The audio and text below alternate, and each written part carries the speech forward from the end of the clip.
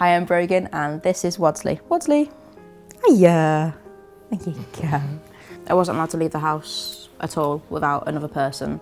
I couldn't go up and downstairs, so when Sam used to go to work at 4 AM, I used to have to come downstairs at 4 AM, otherwise I couldn't eat until she got home at 2, so I used to come downstairs at 4 AM, fall asleep on the sofa. I couldn't bath on my own.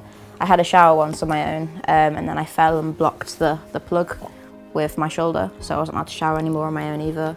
There was times where before my epilepsy nurse said I couldn't leave the house anymore on my own, I used to still go everywhere to get public transport on my own, and there were times where I had seizures on trains, and because people still believed that you could swallow your tongue, that people used to force their hands in my mouth and grab hold of my tongue and stuff, and one time someone on the train pinned me down to the ground as I woke up and said I couldn't sit up.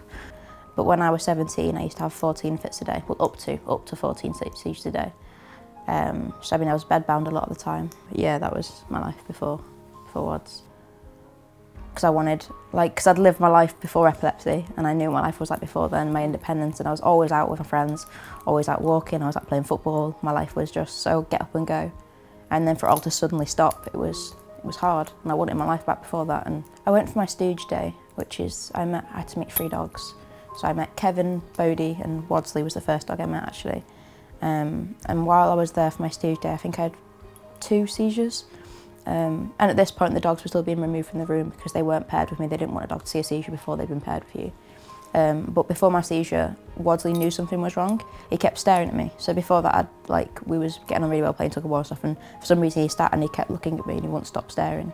So he already at that point he knew something was different. He wasn't sure, might not have been sure what it was, but he knew something was different.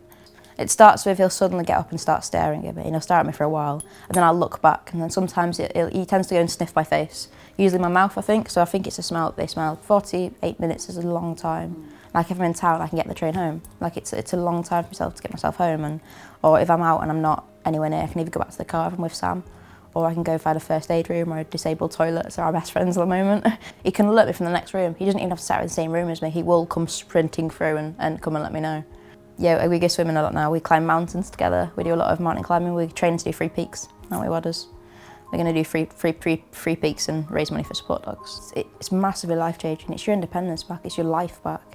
It is hard. I think I underestimated how hard it'd be spending 24 hours a day with a dog. It's not like a pet dog. You go to work, you come home, and then you see again. It's 24 hours a day with another animal, especially when they're so food-obsessed, Wadders?